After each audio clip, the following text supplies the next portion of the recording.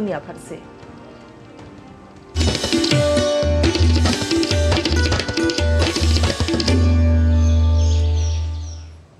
संयुक्त राष्ट्र सुरक्षा परिषद ने गजा में तत्काल संघर्ष विराम का आह्वान किया है, क्योंकि अमेरिका ने अपने पिछले रुख से हटकर इस बार वीटो नहीं किया। सुरक्षा परिषद ने सभी बंधकों की तत्काल और बिना शर्त रिहाई की भी मांग की है। कई असफल प्रयासों के बाद अक्टूबर में लड़ाई शुरू होने के बाद ये पहली बार है कि परिषद ने संघर्ष विराम का आह्वान किया है। अमेरिका का ये कदम गजा में युद्ध के मुद्दे पर उसके इजराइल से बढ़ते मतभेद का भी संकेत देता है। इजरायली प्रधानमंत्री बेंजामिन नेतन्याहू के कार्यालय के एक बयान में कहा गया है कि अमेरिका ने अपने पिछले रुख को छोड़ दिया है। उसने कहा कि अफसोस की बात है कि अमेरिका ने नए प्रस्ताव पर वीटो नहीं किया। इससे बंधकों को रिहा करने के प्रयासों को नुकसान पहुंचा है। इससे हमास को उम्मीद है कि वो बंदियों को रिहा किए बिना संघर्ष विराम हासिल करने के लिए इजराइल पर अंतर्राष्ट्रीय दबाव का इस्तेमाल कर सकता है।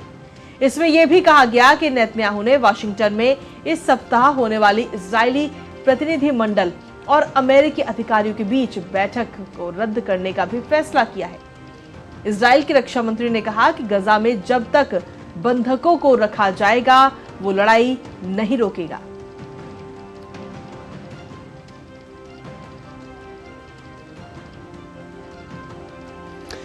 और अक्षय डोंगरे हमारे साथ हमारे सहयोगी जुड़ रहे हैं। अक्षय का रुख करते हैं। अक्षय, साफ तौर पर हम देख रहे हैं ये संघर्ष लगातार बढ़ता जा रहा है। ऐसे में अब आने वाली चुनौतियां क्या क्या हैं, और सबसे अहम बात ये कि आने वाले दिनों में हमें इसमें और क्या देखने को मिल सकता है? क्या नई रणनीति बनती और बिगड़ती हुई नजर आ रही है?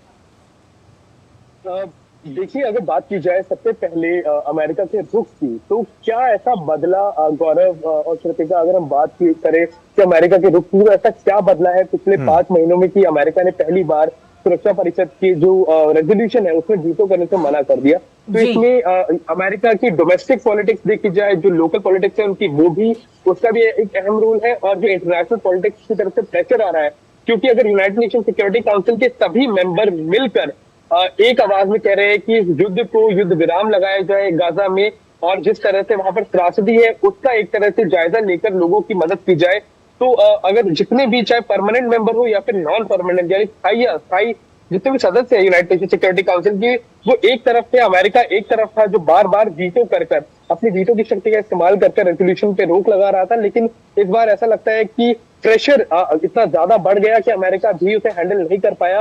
और अगर डोमेस्टिक पॉलिटिक्स की भी बात की जाए, तो हमास ने जिस तरह से आतंकवादी घटना को अंजाम इजराइल के अंदर दिया था शुरुआती महीनों में, तो काफी ज्यादा अमेरिकी, अगर पब्लिक की बात की जाए, उनका सपोर्ट था इस तरह की जो एक्शन लिया जा रहा था इजराइल द्वारा गाजा में उसके साथ। लेकिन पिछले 5 महीनों में जिस तरह से ये युद्ध एक तरह से खुशता चला जा रहा है, और जिस तरह से लोगों को जो जिस तरह तस्वीरें आ रही है, लोगों की दिक्कतें हो रही है, उसके चलते कहीं ना कहीं जो पब्लिक परसेप्शन है, यानी कि जनता का जो एक तरह से ओपिनियन है, वो भी बदला है। और उसके चलते इलेक्शन अब यूनाइटेड स्टेट्स में है, और कहीं ना कहीं भारी पड़ता अमेरिकी सरकार को, वहां के प्रेसिडेंट को भी, अगर वो दोबारा एक बार वीटो करते, तो पहली चीज ये।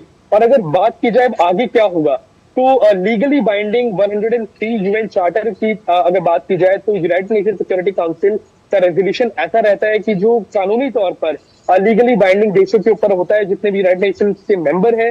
और अगर लीगली बात की जाए, उसके अलावा भी मोरली अगर बाइंडिंग बात की जाए, तो मोरल सपोर्ट भी कहीं ना कहीं इजराइल के पास से चला गया है।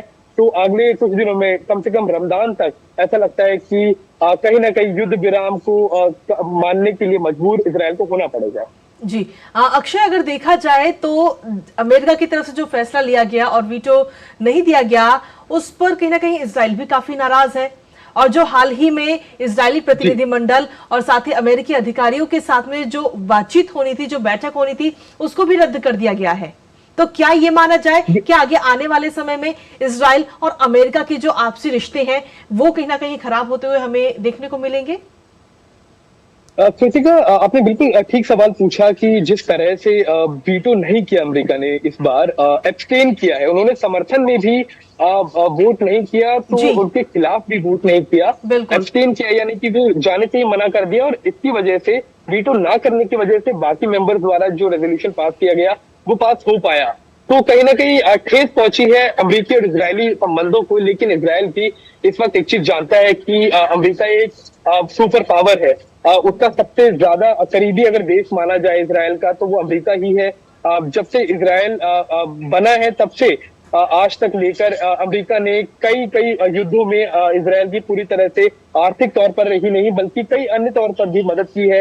एक तरह से मोरल सपोर्ट उसको दिया है। यूनाइटेड सिक्योरिटी काउंसिल में कई बार वीटो की पावर का इस्तेमाल, वीटो की शक्ति का इस्तेमाल इजरायल के समर्थन में किया है। तो अगर अगले आने वाले दिनों की बात की जाए तो इजरायली संबंध इस वक्त जो प्रेसिडेंट जो बाइडेन है उनके साथ जरूर खराब होंगे, लेकिन अगर बड़े तौर पर बात की जाए इजरायल और यूएस के संबंधों की तो इजरायल समझता है कि अमेरिका के अलावा अगर अमेरिका का साथ छोड़ने के बाद में वो किसी और देश का हाथ थामना चाहे तो वो इतना आसान नहीं होगा। अमेरिका को रिप्लेस करना आसान इजरायल के लिए नहीं है और इसीलिए अब हालांकि सरकारों के बीच में कहीं ना कहीं खटास जरूर आएगी, लेकिन लंबे तौर पर अगर देखा जाए तो इजरायल के पास ज्यादा ऑप्शन अमेरिका के अलावा इस वक्त नहीं बचे हैं।